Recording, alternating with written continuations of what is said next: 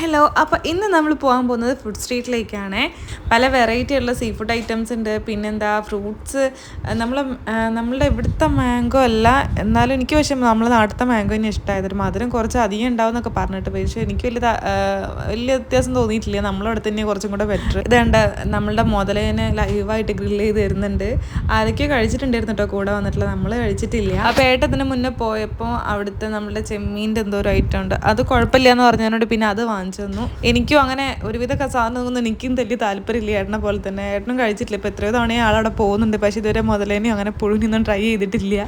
ഇതും കുഴപ്പമില്ല എന്നൊക്കെ പറയാൻ പറ്റുള്ളൂ, നമ്മൾ നാട്ടിലത്തെ ടേസ്റ്റ് അല്ലല്ലോ. അപ്പോൾ ഏട്ടൻ അതൊക്കെ പൊളിച്ച് തരുന്നുണ്ട് കേട്ടോ. നല്ല ചൂടുണ്ടായിരുന്നു. അതിൻ്റെ കൂടെ ഒരു സോസും തന്നിട്ടുണ്ടേന് അവിടെ. പിന്നെ നമ്മൾ ഫ്ലോട്ടിംഗ് മാർക്കറ്റിൽ പോയ പോലെ തന്നെ കുറേ കാര്യങ്ങളുണ്ടായിരുന്നു ഷോപ്പിങ്ങിനൊക്കെ വേണ്ടിയിട്ട്. എന്തായാലും പോയതല്ലേ, വാങ്ങിച്ചിട്ടില്ലെങ്കിൽ എല്ലാം കാണണമല്ലോ എന്ന് കരുതിയിട്ട് ഏട്ടനെയും കൊണ്ടിട്ട് അവിടെയൊക്കെ ചുറ്റി അടിച്ചിട്ടുണ്ടേനി. അങ്ങനെ ഒരു ഏകദേശം ടൈം പറഞ്ഞിട്ടുണ്ട്, 1 hour 2 hour മറ്റോ ആയിരുന്നു. ഇവിടുന്ന് നേരെ പോയിട്ടുണ്ടായിരുന്നത് ഡിന്നർ കഴിക്കാനാണ്. ഡിന്നർ കഴിച്ചതിന് ശേഷം പിന്നെ നമുക്ക് വാക്കിംഗ് സ്ട്രീറ്റിൽ പോകാനുണ്ട് രാത്രി.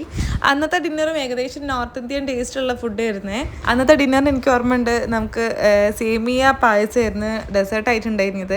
ഞാൻ എവിടെ പോയാലും ഡെസേർട്ട് ഏതാണെന്നാണ് നോക്കുക, മധുരത്തിനോട് ഇഷ്ടമുള്ളതുകൊണ്ടാണോ എന്നറിയില്ല. അവിടുന്ന് നേരെ ഡിന്നറൊക്കെ കഴിച്ചിട്ട് നമ്മൾ റൂമിൽ പോയതിന് ശേഷം റൂമിൽ പോകേണ്ടവർക്ക് മീൻസ് നമുക്ക് വാക്കിംഗ് സ്ട്രീറ്റിലേക്ക് വരേണ്ടവർക്ക് വരാം, അല്ലാത്തൊരു റൂമിലേക്ക് പോകാണ്ടായത്. ഡിന്നർ സെറ്റ് ചെയ്തിട്ടുള്ള ആ ഒരു റെസ്റ്റോറൻറ്റിൽ നല്ലൊരു ആംബിയൻസ് ആയിരുന്നു. അങ്ങനെ പിന്നെ എല്ലാവരും വേഗം ഡിന്നറൊക്കെ കഴിച്ചു. നല്ല രസമുണ്ടായിരുന്നു കേട്ടോ അവിടെ കാണാനായിട്ട്. ഭയങ്കര കളർഫുള്ളായിട്ട് എന്തൊക്കെയോ അതുപോലെ സെറ്റ് ചെയ്തിട്ടുണ്ട്. ഡീറ്റെയിൽ ആയിട്ട് അതിനെക്കുറിച്ച് എനിക്ക് പറയാറില്ല. അത്രയും നല്ല കളിയിലാട്ടോ. ആൾക്ക് ഇതുപോലെ ഒരു കുഴപ്പമില്ലായിരുന്നു ആ ട്രിപ്പ്. എന്താ പറയുക, ആൾക്ക് വിശക്കുമ്പോൾ കുറച്ച് ഭക്ഷണം കിട്ടണം, ഉറങ്ങാനാകുമ്പോൾ ഉറങ്ങുകയും വേണം. വേറെ ഒരു വെറുപ്പിക്കലും ആൾക്കില്ലായിരുന്നു.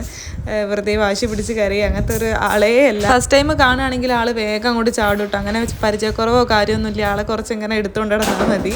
അങ്ങനെ നമ്മളിതാ വാക്കിംഗ് സ്ട്രീറ്റിൽ എത്തിയിട്ടുണ്ട്. അതെങ്ങനെയാണ് പറഞ്ഞു തരേണ്ടതെന്ന് അറിയില്ല. നമ്മൾ ഈ വീഡിയോസിലും കാര്യമൊക്കെ കണ്ടിട്ടല്ലേ ഉള്ളത്, അങ്ങനെ ലൈവായിട്ട് കാണുകയാണ്. ഞാൻ കൂടുതലൊന്നും ഡീറ്റെയിൽ ആയിട്ട് പറയുന്നില്ല, ഏകദേശം വീഡിയോസിൽ കണ്ടിട്ട് ഞാൻ അതങ്ങനെ വീഡിയോ എടുക്കാൻ നിന്നിട്ടില്ല കേട്ടോ. അവിടുന്ന് നേരെ പോയിട്ടുണ്ടായിരുന്നു ജന്നത്ത് എന്ന് പറഞ്ഞ ഒരു പബ്ബിലേക്കാണ്. പബ്ബിലൊക്കെ ലൈഫിൽ ആദ്യമായിട്ടാണ് പോണത്. ഏട്ടൻ ഇവിടുന്ന് ഞാൻ പറഞ്ഞിട്ടുണ്ട്, പോകുമ്പോഴേ പറഞ്ഞിട്ടുണ്ട് പബ്ബ് പോകണം, അതുപോലെ വാക്കിംഗ് സ്ട്രീറ്റിൽ രാത്രി കൊണ്ടുപോകുന്നൊക്കെ പറഞ്ഞിട്ടുണ്ടായിരുന്നു. സംഭവം ഇതിനെക്കുറിച്ച് എനിക്ക് വലിയ ധാരണ ഇല്ലെങ്കിലും ഏട്ടൻ എന്തായാലും കൊണ്ടുപോകുന്നു പറഞ്ഞിട്ടുണ്ട്. അങ്ങനെ നമ്മൾ ഫുഡ് സ്ട്രീറ്റിലെയും വാക്കിംഗ് സ്ട്രീറ്റിലൊക്കെ വിശേഷങ്ങൾ ഇത്രയേ ഉള്ളൂ. നെക്സ്റ്റ് വീഡിയോ വരുന്നതായിരിക്കും. ബൈ.